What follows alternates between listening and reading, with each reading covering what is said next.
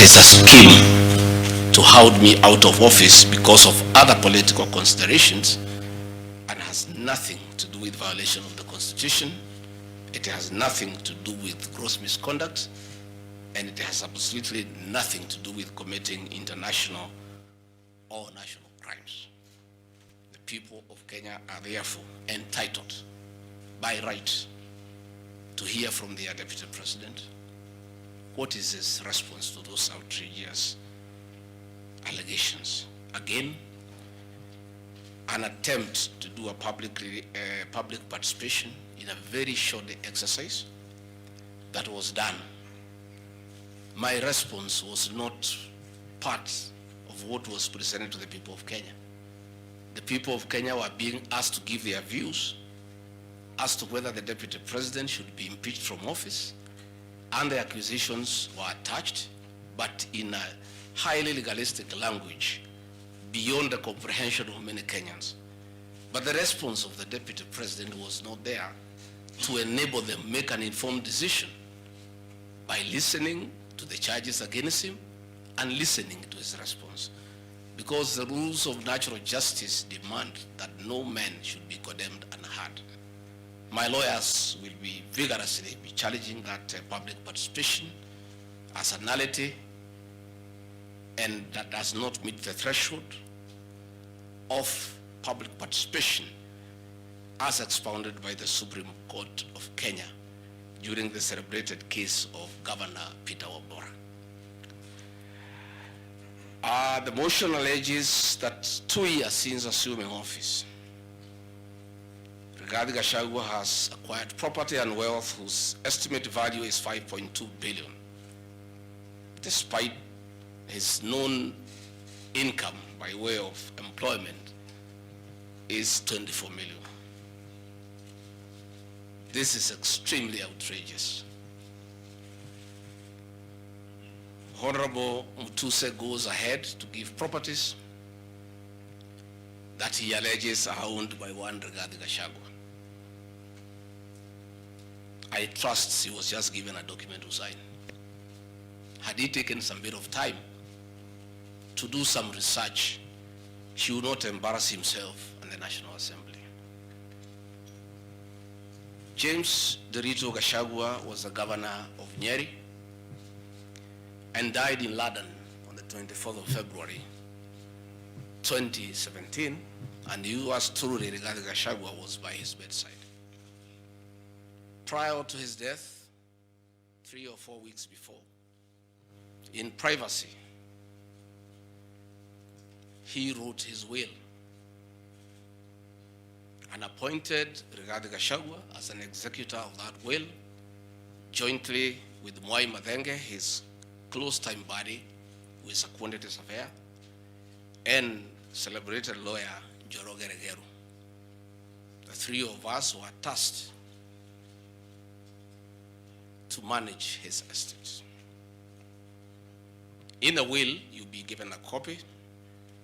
He did put his properties and assets and cash and anything that he owned in this world. And among the things that he did put was the Olive Garden Hotel, Vipingo Beach Resort, the Queen's Gate apartment, and Langata high-rise flats. It is these 4 properties that the Honorable Mutuse alleges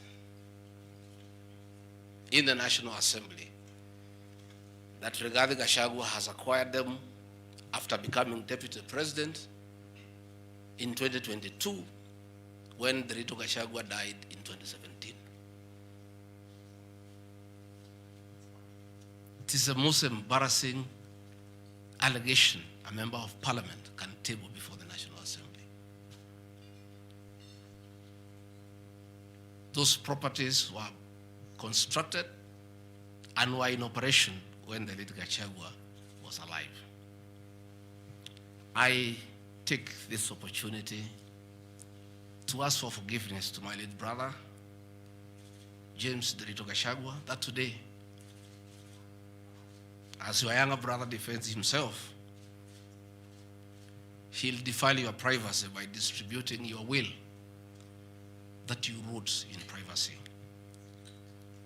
That your properties that you worked so hard for many years to benefit your wives and children are now a subject of discussion and are alleged to be proceeds of corruption. How unfair, how cruel can you be to a dead man? A man who worked so hard, a man who gave his life for his family, to buy plots, to construct property, and leave them in his death for his children and his brothers and sisters. And then you go to the floor of the House and allege that those properties are production of corruption.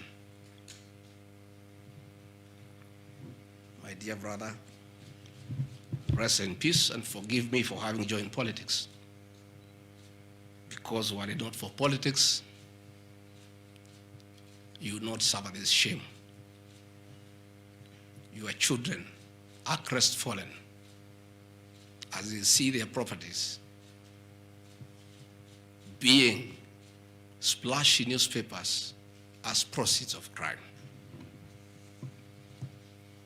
The Olive Garden Hotel that is alleged to have been bought by Rigathi Gachagua belongs to the estate of the late James Derito Gachagua. And in his will, he directed that we sell all his properties and divide the proceeds among his brothers, sisters, wives, and children. We, as the executors of his estate, and I want to pay tribute to lawyer Joroge Regero and Mwai Madenge for their commitment and sacrifice to the Gachagua family.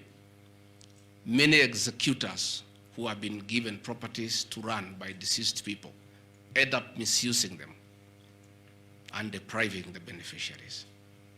These two great men and myself, because my brother knew I'm an honest man and a fair person, and he knew his family would never suffer in my hands.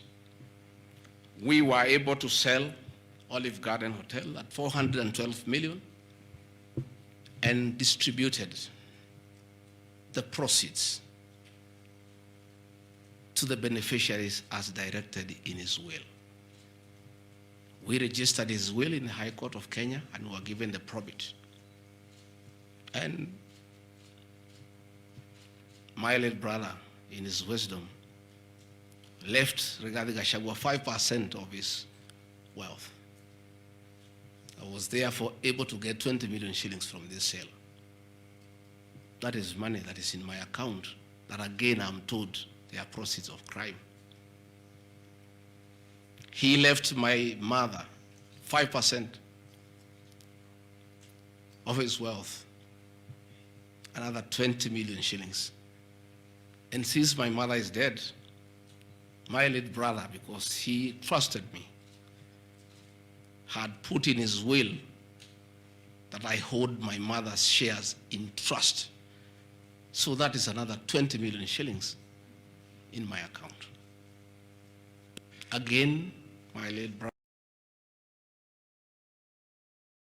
brother left me another 4% hold in trust of the children who is deceased, the late Dr. Friend Wachira Gachagua, whose